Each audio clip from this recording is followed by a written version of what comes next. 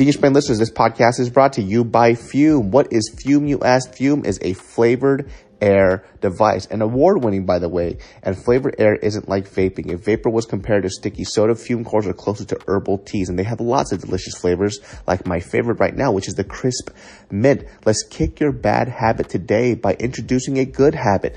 No vapor, no nicotine, non-toxic flavors, no batteries, looks awesome, made to fidget with in traffic, which I personally love. Fume has served over 300,000 customers, and you can be the next success story for a limited time. Use my code GENIUS to get a free gift with your Journey pack. Head to tryfume.com. That's tryfum.com and use code GENIUS to get a free gift with your order today. Breakdancers that bust their ass, that break their ankles, that get, because you know what I mean? It's like they put all this effort, all these years of hard work to get somebody to come and just take a dump on your craft.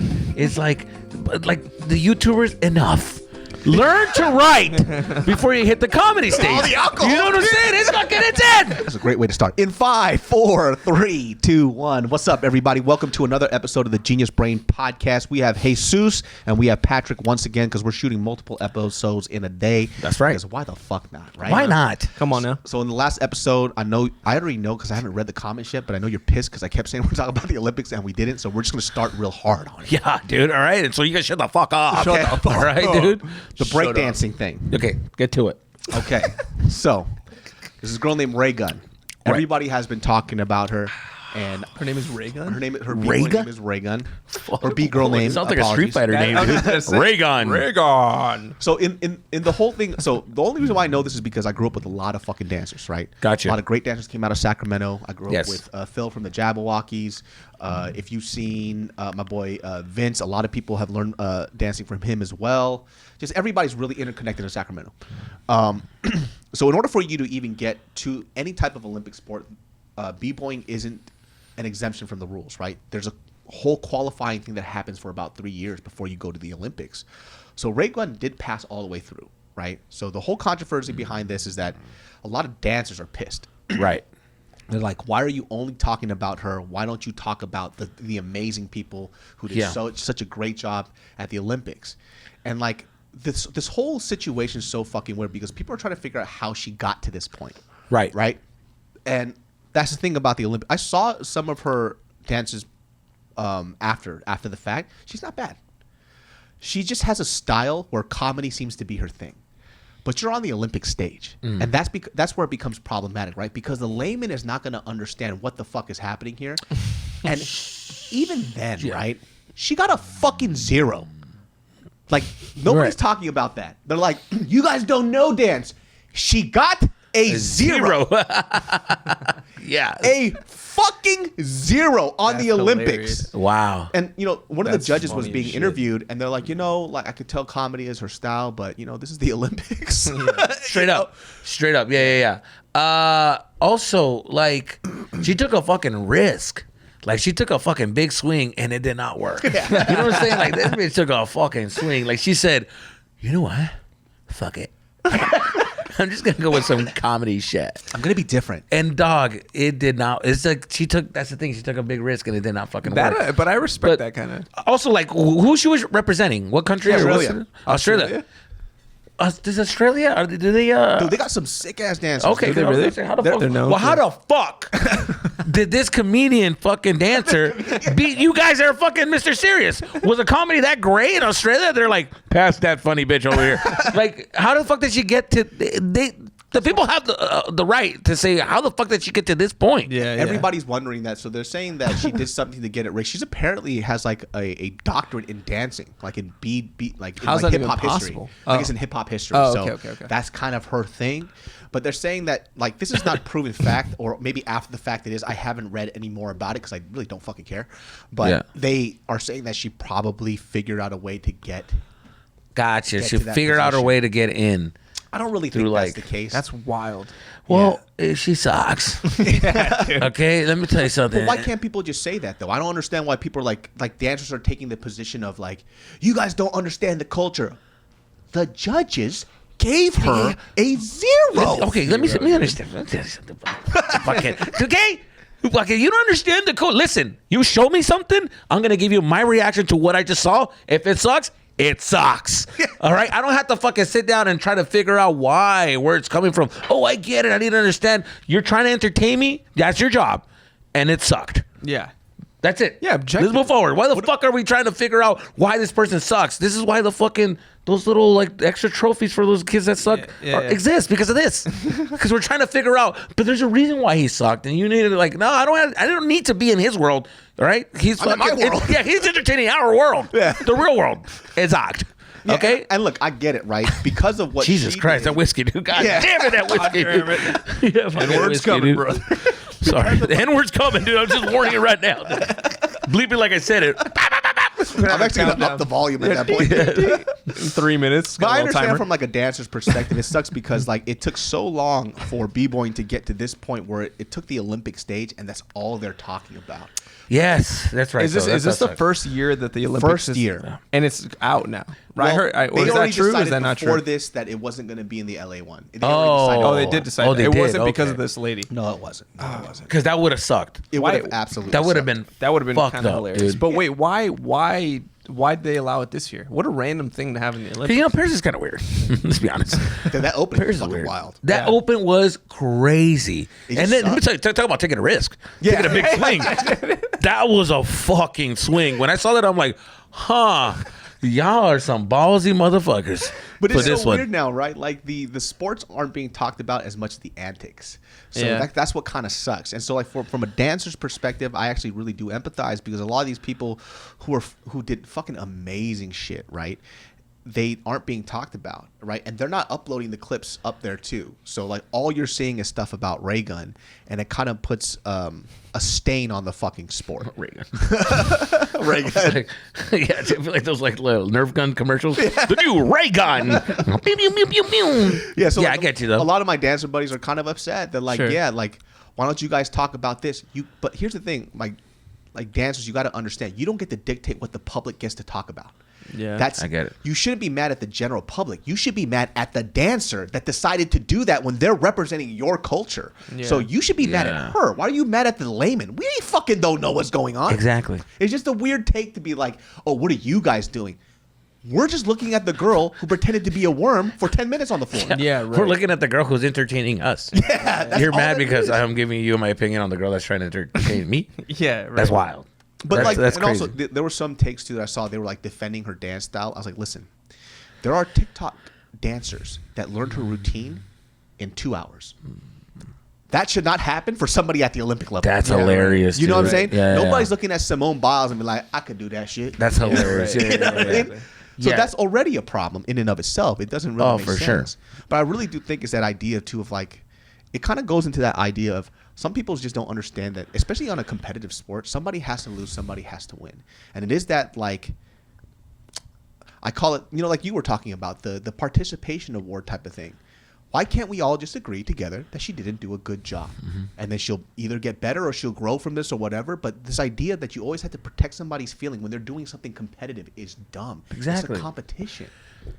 I get those fucking break dancers that bust their ass, that break their ankles, that get, because you know what I mean? It's like they put all this effort, all these years of hard work to get somebody to come and just take a dump on your craft. It's like the YouTubers, enough. Learn to write before you hit the comedy stage. All the alcohol. You know what I'm saying? It's in. All right?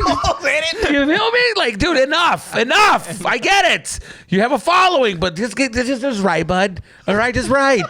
Connect with a comic that show you how to write, and you write together or something. We got names. What are we doing now? I'm dropping something. It's like, I get it. Like I'm like, I get it. You guys are in it. You're in our house, and you're just running in and opening the fridge, and it's like, can you hold on? You could just come in here and take my sandwich. What the fuck are you doing? All right? I get it though. Like, I made that sandwich. I was gonna eat that shit later. What the fuck? I'll teach you how to make sandwiches, so you can start making sandwiches on your own instead of just coming over here and just fucking eating them. You know what I'm saying? Right. That's all I'm saying. Learn to craft. Here's the hard part about that too. Is God damn it, this whiskey. This fucking whiskey. This fucking whiskey. No, but there's some that do grind and they're trying to figure it out. I respect that. Of course. There's the 80% of them that I'm like, dog. Yeah, what are you doing? Can we start writing? Stop talking to the crowd if you don't even know. Just complimenting them, like, but, dude. But you were talking about jokes. this too, about like, you know, on a previous podcast, Pat was talking about how and I really do agree with this after you said that, is that stand-up is probably one of the most disrespected art crafts of all time. Yeah. Everybody feels that the moment they grab a mic, they can go up and go, I could do what you do. I'm funny around my friends. Right. And when they go up there, they bomb, and they're so delusional, they go, fucking killed it. And then now, because of the participation award thing, their friends go, yeah, great job, great job. It's like, okay, cool. You performed in front of 5 people, and all those 5 people knew you. And then now you feel like we're peers. And that becomes... That's the thing. It's really disrespectful, right? When somebody who has put in years into their craft and they're killing it no matter what the crowd is, it doesn't fucking matter. And you develop that skill over time, and then you sit at the table and you go, us comics. Oh yeah, dude. Or they're like, yeah, because I'm a headliner now. I was like, excuse me, excuse me, dude? You're a headliner guy. Like, would you do that to like any NBA player, right? Dude, would you walk up because you play street ball and you walk up to him and like, you know what's the basketball players? Right. You would never ever say It's like cooking eggs at home. You make scrambled eggs and then walk into a Michelin star restaurant and be like, I'm a chef too. Yeah, I'd be cooking out here, dude. You know what I'm saying? Dude. Genius Brain listeners, this podcast is brought to you by Fume, my good people. Have you heard that the flavored air category is quickly becoming the leading alternative to vaping and smoking? It's a whole new movement towards better habits led by the sponsor of today's video, Fume. We all have bad habits. Well, guess what? I'm telling you right now, I do. And let me tell you this. Look, when you're out with your friends and they're all reaching for all their bad habits and you feel the urge to not be left out and you ask to borrow one of theirs, well, what if I was to tell you there's a better alternative that helps you kick your bad habit in an enjoyable way? Something you could take out with you. I'm talking about Fume. Fume draws flavor to your mouth, and it is an award-winning flavored air device. Fume is not a vape. No vapor, no nicotine, no toxic flavors, no batteries. It looks awesome. It's made to fidget with, which I personally like doing in traffic. And guess what? My favorite flavor right now is the crisp mint, because now why not walk around with some fresh, minty breath air? Fume has served over 300,000 customers, and you can be the next success story. For a limited time, use my code GENIUS to get a free gift with your journey pack. Head to tryfume.com. That's tryfum.com, and use code GENIUS to get a free gift with your order today. Yeah, and I think it's sometimes rough. with that, it's because people sometimes misconstrue this as seasoned comics being, oh, you're just a hater because I have a bigger following than you. It's like, no, that's not the case. Fuck your following. You could have all that shit. These are 2 separate spaces, right? And so when you come into a space and the proof is in the pudding, and then you sucked, and then you come up here and then you act like we're peers, even though you just bombed, you're delusional. Yes. Right? And so when by the way, and we were just talking about this too, if you're a YouTuber and you want to do stand-up, and a seasoned comic takes a time out of their day to give you game, that's not them shitting on you. That's not them telling that they're better than you. Yeah. They're like, oh, I wish somebody would have said this to me when I was at your stage. So Yes. let me help you out. But then, and they go Exactly. off. It's like, are you out of your fucking mind? Take that fucking advice. Because, when I was doing stand-up when I was a teenager, it wasn't like that. It was so competitive. People hated it when you had a good set.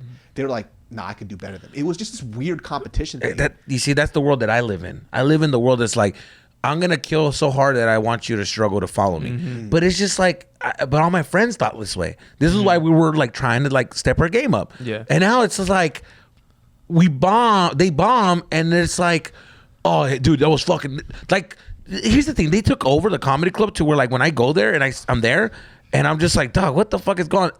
They have a support system to when they get out from bombing, everybody's like, hey, good set, man, good shot. Everybody's giving them compliments. Yeah. I'm like, you're all bombing. You know that, right? Hold on. You know that everybody in the screen room, you guys all suck right now. You guys suck. You're not killing. They're not, I don't know what you guys are doing, but this is not what you think it's going, but they're giving each other like support. But here's the thing too, dude. It's like for all you fucking YouTubers trying to do stand up and shit like that, or influencers or whatever, you think, I get it. You have a good show, and it could be a little, here's the thing, it can fuck with you. You get a rush from it. Because it can fuck. I can see why you're getting delusional. I get it. I've seen it. Because your crowd is giving you, just by you walking on stage, they're clapping, they're excited. Yeah. You say some stupid joke and you're getting laughs. Yeah. But guess what? They like you, right? Leave your audience and just try a show that's not your show and not your audience. That is the truth of your set. By that reaction where you're getting from that audience that doesn't know you, if they still laugh at your shit, because you have a strong set. But if they're not laughing, you suck.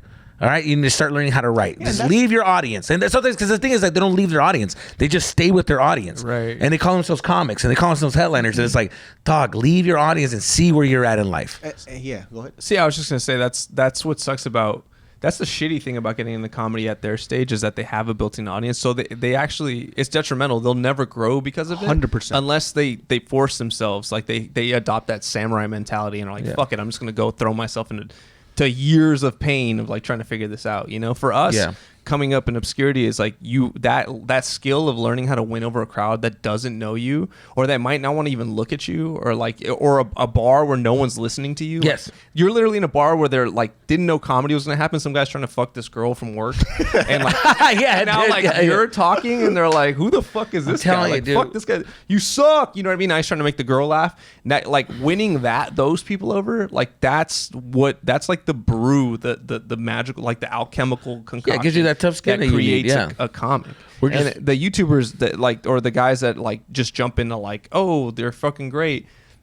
They don't get to build that fortitude. You know what I mean? And it's detrimental in the long run for them. We got a lot of Rayguns out here in this comedy game. You know what I mean? Now they're over here breakdancing. Dude, what the fuck? She probably bombed at a comedy club and said, you know what? I could take this comedy elsewhere. To the Olympics, motherfucker. And she's like, okay, fuck But it. the balls, these rules also apply to everything, right? Yeah. So it doesn't just apply to stand-up. It applies to filmmakers and everything else. Dog, there was a time where YouTubers, because they had such a huge following, right now, when you start auditioning and acting, there's like a part where they ask for how many followers you have. That's wild. It's wild, right? And so there was these weird stages. There was a stage where every casting director didn't want to hire a influencer because they're like, first of all, they're not skilled, and your stuff doesn't translate. Well, they found out that was wrong. It does kind of translate a little bit because they had their own built-in crowd. So it went from that to like, how many followers do you have? Right. Then it went from that to, oh, I do 5-minute sketches.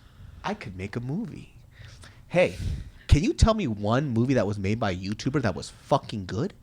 Not a single fucking one besides mine. Google. I gotta watch it. Please watch it. Right. It went to Sundance, by the way. It was in theaters. In your face. So, in your face. Boom fucking yeah. But here's the thing, though. In that film that I made it with somebody who was a seasoned actor. We had a crew of people who were seasoned producers, and they taught me everything. And I took a back seat, and I was taking notes. Yes. I wasn't there like, hey, I'm the YouTuber. I have a bigger following than everybody. Right. No, I was like, hey, guys, I don't know fucking anything. I can write, and I can help produce. And that's all that I could do. Mm-hmm. And I took a seat, and then my buddy Justin, he was the one that coached me as an actor, and he worked with me for like 2 months before we shot this because I wasn't a good actor. Right. Mm-hmm. So it's like, that's the position I took, so I could be like, oh, I don't fuck my following. I don't know what I'm doing. Yeah, right. And like, imagine if I walked in and I was like, this is what the scene should be like. That movie wouldn't have gone fucking anywhere. Yeah. And it's like, it takes for you to be a person to know your position for you to get better. Right. So if you know like, hey, I'm not good, that's okay. You just get fucking better. Yeah. Right. Humility. And it goes a really fucking long way. And I've seen it so many times with like people in my space. I saw this girl who was a huge YouTuber, still is big, and she's like, headlining with other people. I saw her crowd, they're laughing at her jokes, terrible jokes. Saw her do the same set at a comedy club, right? Silence, crickets. Her fucking manager was there doing this. Oh. Like this, like, what the fuck? She was supposed to do a 5-minute set. She went and stayed up there for 15 minutes.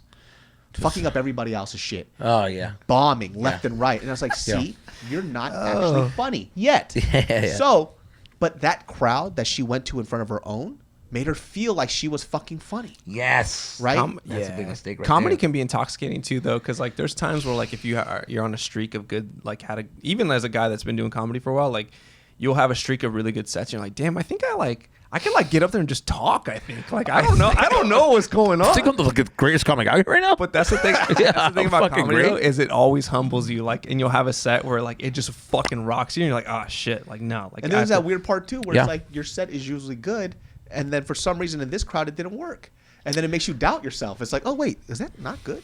Like, oh shit, do I have to rewrite this part, or is it the way that I said it? Yes. And then sometimes there's that moment where you're like, no, I should stick to my gun. I gotta stop fucking playing to the crowd. I know my shit's good. I wrote this out. This is fine. And you do it the next one, and it works again. Yeah. So it's like that's the struggle that I think a lot of these guys need, because it only makes them better. And so when somebody keeps telling you that you're amazing at something that you're not, you'll never get fucking better. And this train runs out fast. Yeah. It goes away quick. Yeah. Like you were saying, right? Before that we started recording. First year, great tickets. Second year, half tickets. After that, it cuts down again. Why is that? Same set, no improvement. Everybody was sucking your dick, and this is what happens, and that's what sucks. Yeah, it's like you were exciting. What were your excitement?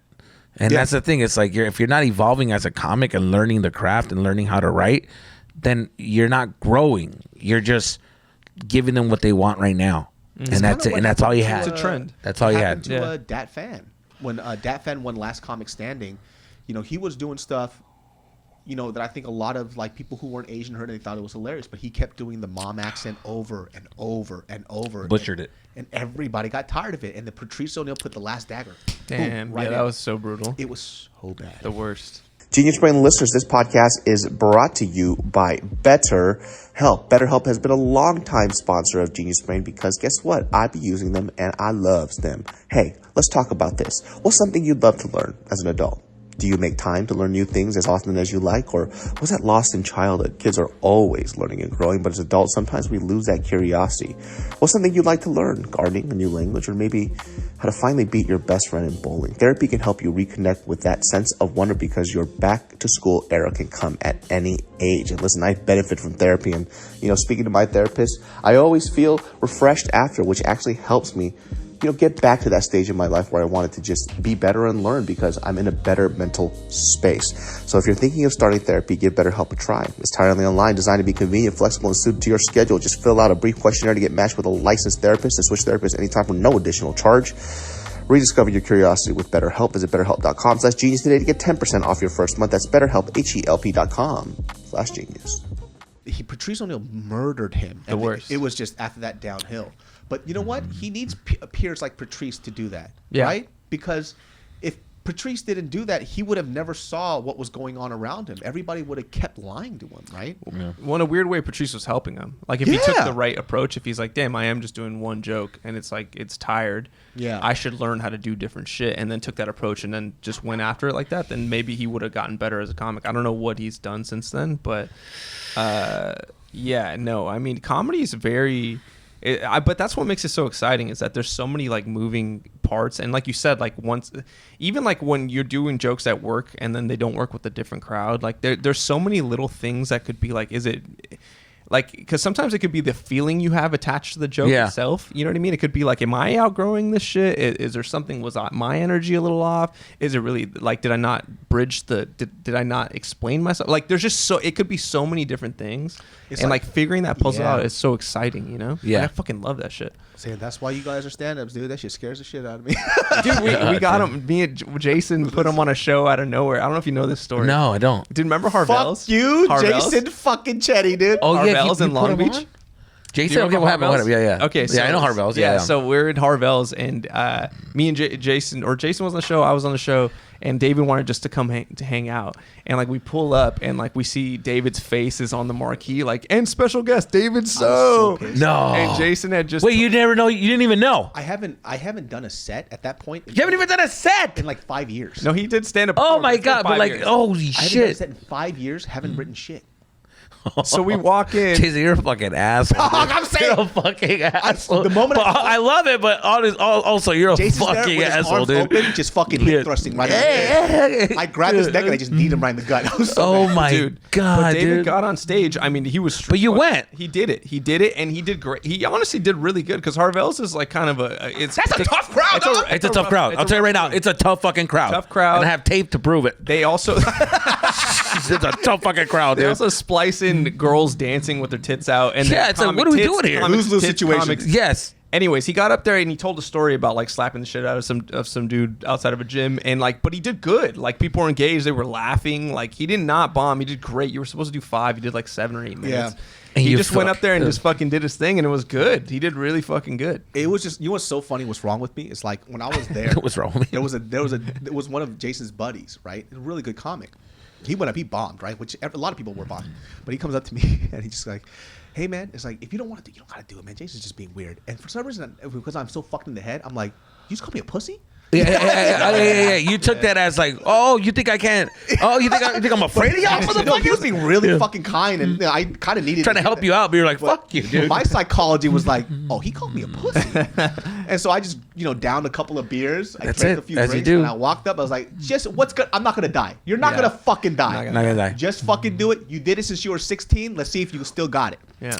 I don't remember anything. But he told me I did pretty well. I was like, all right, fine. That's all you needed. You're like, I'm good. Damn, dude, I wish I was there to see it, dude. Yeah, I hope there was tape. Is there tape involved? Fuck. But he legit did really good. He did really good. You made fun of Jason, and then you told the story. You making fun of Jason was funny. Everyone laughed. Yeah. And then you told the story, and it was good. Which was great because, I think the part that made me feel good was that it made me feel that all that work I did when I was younger didn't go to waste. Right? Yeah. There's still something you there. start from 16, and you're going to these comedy clubs with a fake ID, everything that I did before, even though 5 years haven't touched the fucking mic, haven't written anything, that skill is there. Right. It's like you're 16 all the way till you're 30, 35 at that point. It's like, yeah, it's not going to go away.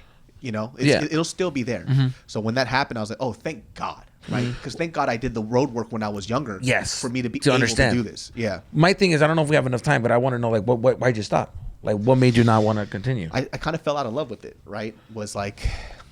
Here's the thing, like when I see people, it's stressful as fuck, bro. Too much beating yourself up. You're like, fuck this. Like when you do stand up, you really have to love this shit because it's so emotionally damaging. Like you go up, you write this whole thing out, you put your whole fucking heart, time, and everything into it. You go up, nobody fucking laughs. You have to be willing to do that again and again and again until you get it right. When I wanted it, I didn't give a fuck. Yeah. When I stopped wanting it, whether I did good or bad, I didn't care. So sometimes I would kill it. I would feel the same as when I did bad. I'm like, oh shit, I don't think I care about this anymore. And that kind of scared me a little bit. And I didn't want to be in a career where I didn't care about it anymore. Because it's going to go to a point where I stop making money from it because I don't care. And I kind of caught that early on. Wow. So That's funny. There's a lot of comics that get to that point and they stick with it, feeling that, and explains why they're the way they are. Yeah. Why they never write material and they're at the bar being bitter. Yes. And just like sitting there guy. And rotting and just taking space. And you're just like, what's happening? They can't take that extra jump because it created that shit created that.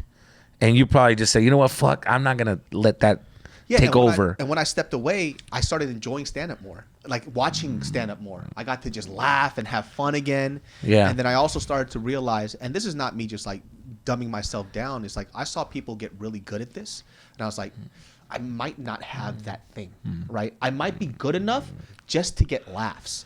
And I never want to be the person that's good enough just to get laughs. I want to sit here with you guys, right? But to be that guy that could just open but never be a headliner, right? It's like, it's not that I wasted my time. It's still fun. But if my heart's not in it, I'll never get to be a headliner. So why waste my time on this when I have other things I can do? Yeah, I can still do stand-up. Yeah, I can still make people laugh. Yeah. But it's not the type of laughter that warrants me to be in the space to call myself a stand-up comic. Yeah. And I was just like self-aware enough to have that. Well, you made the right fucking choice, buddy. You're fucking doing great, dude. You're fucking. I stuck with it. And I'm like, fuck.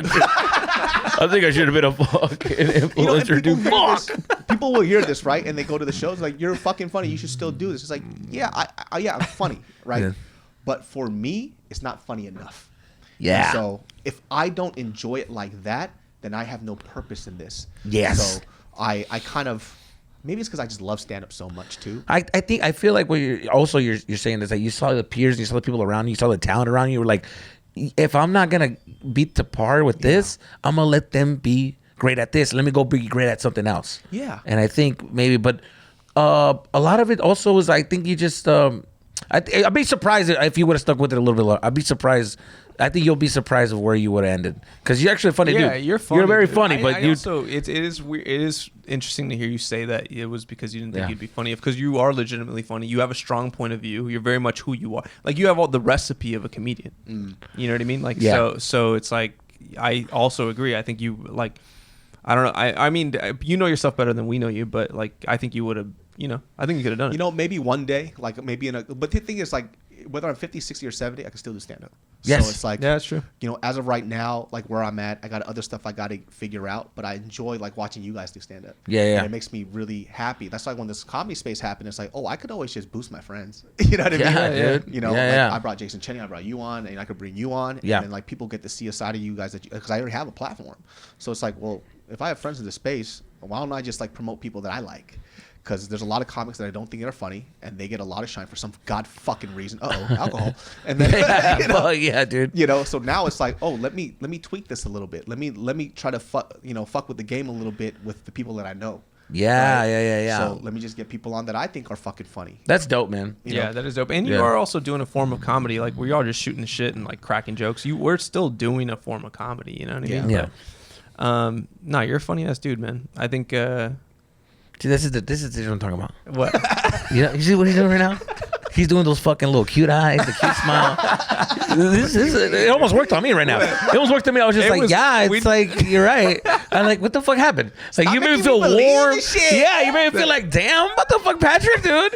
You see what he does? You see what he fucking does, and I bomb. I'm like, Patrick, you fucking piece of shit. I told you I'm not there yet. Exactly. He does cute shit like letting his daughter write on him so he can like, that's a conversation right there. Those little markers would be like, why'd you, is that a tattoo? Oh, this is my daughter. Oh, you motherfucker, dude. I know what you're doing.